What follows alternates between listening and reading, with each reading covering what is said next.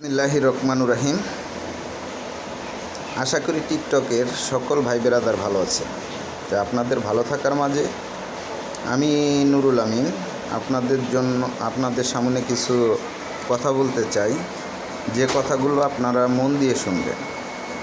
কথা হলো যে আমি আসলে কতটুকু আমার কথাগুলো কতটুকু কাজে লাগবে আপনাদের, বা কতটুকু আমি আপনাদেরকে সঠিক কথাগুলো বলতে পারবো জানি না। যদি আমার কথায় ভুল ত্রুটি হয় আমাকে ক্ষমা করে দিবেন। তো আমার কথা হলো যে ইসরায়েলের যে পণ্যগুলো আছে, যে পণ্যগুলো আমরা নিত্য প্রয়োজনীয় জিনিসগুলো আমরা ব্যবহার করি, বা পানি জাতীয় যে জিনিসগুলো আমরা খাই, তে আমার কথা হলো যে আমরা যদি সবাই মিলে এই ইসরায়েলের পণ্যগুলো যদি আমরা বয়কট করতে পারি নিজের মন থেকে, তাহলে হয়তো দেখা গেছে যে কিছুটা হলেও তারা ক্ষতিগ্রস্ত হবে। প্লাস আমাদের যে ফিলিস্তিনের ভাইদেরকে যেভাবে অত্যাচার করছে, এই অত্যাচারটা কিছুটা হলেও একটু ঢিলা হবে।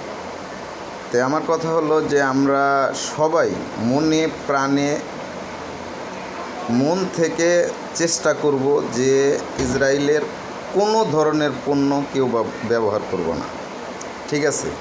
সবার মাঝে এই কথাগুলো আমরা ছড়িয়ে দেব। প্লাস নিজে আগে ঠিক হওয়ার চেষ্টা করব, প্লাস আমরা অন্য কাউকে বা অন্য যে ভাই বেরাদার আছে তাদেরকে বলার চেষ্টা করব।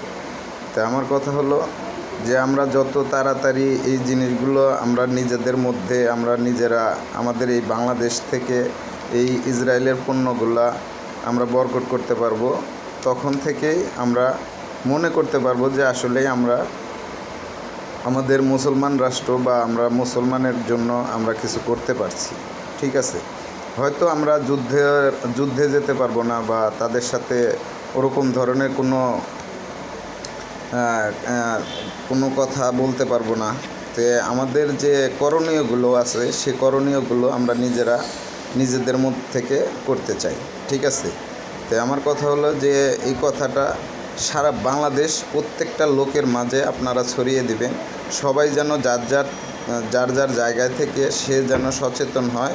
প্লাস ইসরায়েলের পণ্য থেকে আমরা যেন সবাই মিলে ইসরায়েলের পণ্য বয়কট করতে পারি। তো সবাইকে ধন্যবাদ দিয়ে আমি আমার এই অল্প কিছু কথা আপনাদের মাঝে শেয়ার করলাম। আপনারা এই কথাগুলো শুনে কমেন্ট এবং সবার মাঝে শেয়ার করে দিবেন। সবাই ভালো থাকবেন, সুস্থ থাকবেন। ধন্যবাদ।